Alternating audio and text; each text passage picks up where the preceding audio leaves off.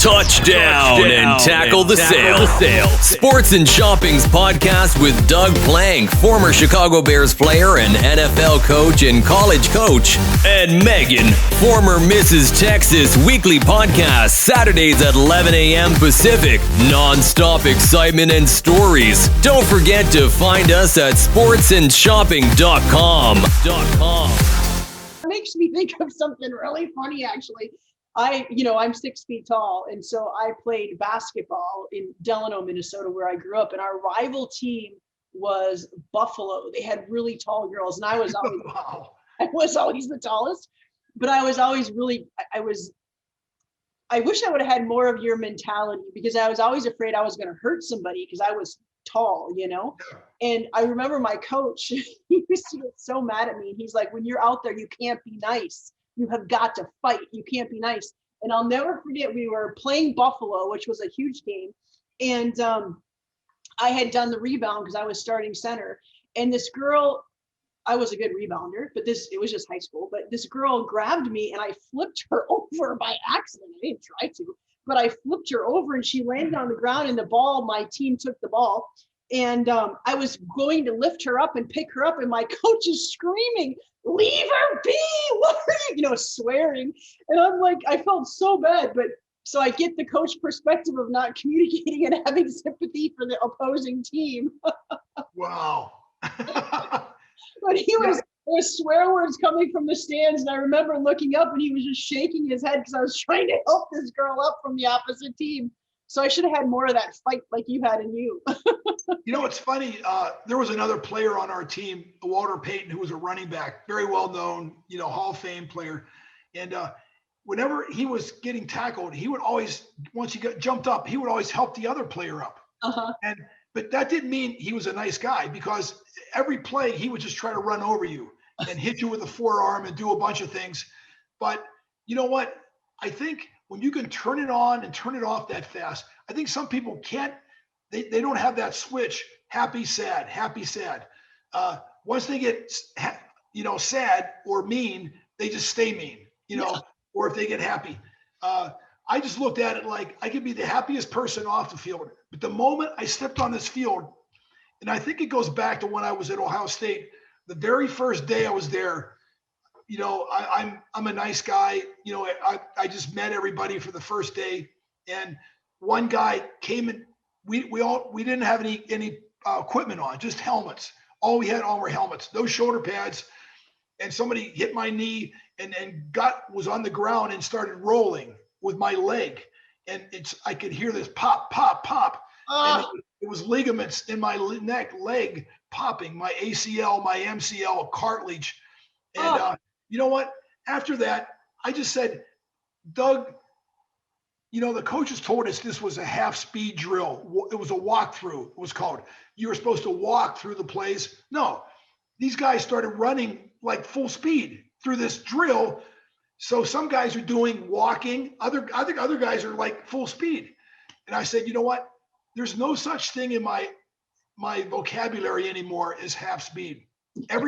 Once I put this helmet on, I am somebody else. This is like a cartoon. You know what? You trained like He-Man. Like the Hulk. This is exactly. the Hulk. You're the Hulk. Put the helmet on. I'm sorry. I'm a different person. And there is no such thing as half speed. And you know what? I never was caught by surprise again after that. And I was aggressive. I would attack everybody. Anybody that came near me, I was assuming the worst, that they were going to try to hit me, take me on the ground, and then spin my leg.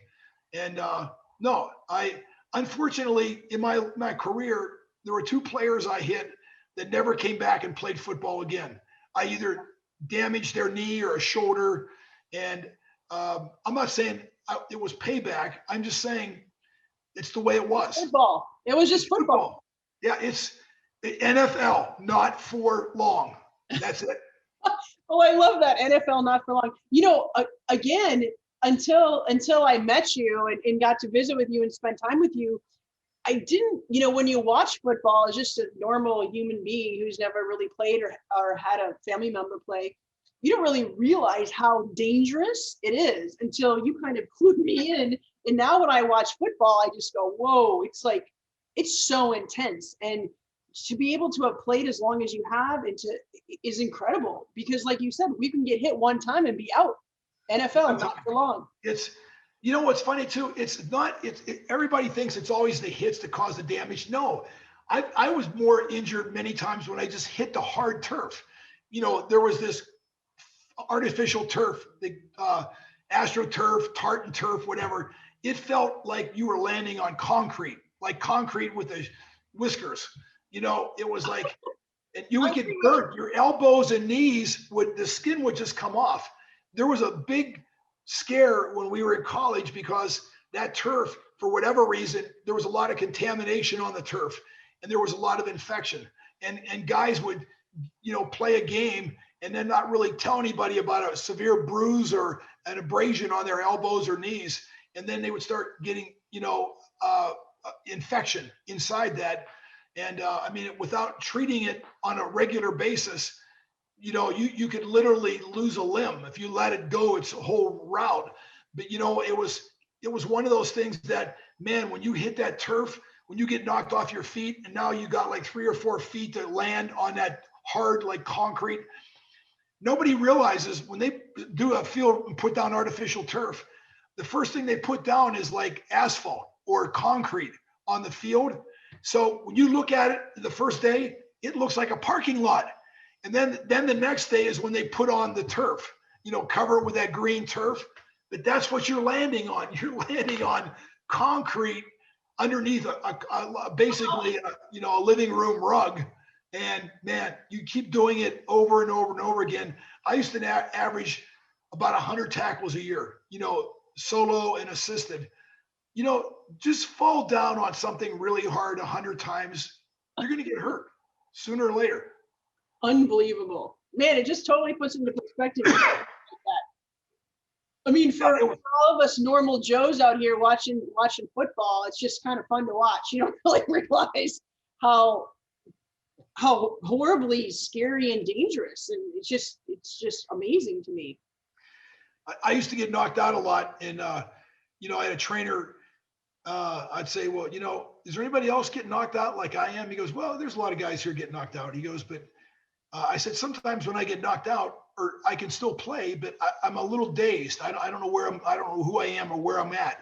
And he said, well, it's real simple, Doug. He said, you just look down at your jersey. Okay, you got a blue shirt on, and you go with the other guys that got the blue jerseys on. He said, it's that simple. I go, sometimes I don't even remember my name. He goes, you don't need to remember your name.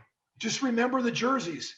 And when you see the huddle where the blue guys versus the white guys, you know, their jersey color, you just go over there and stand with them. And then they'll tell you what to do. Wow. So he's telling me, hey, listen, you can play with concussions. And of course now, obviously there's a concussion protocol, which means you go to the sideline.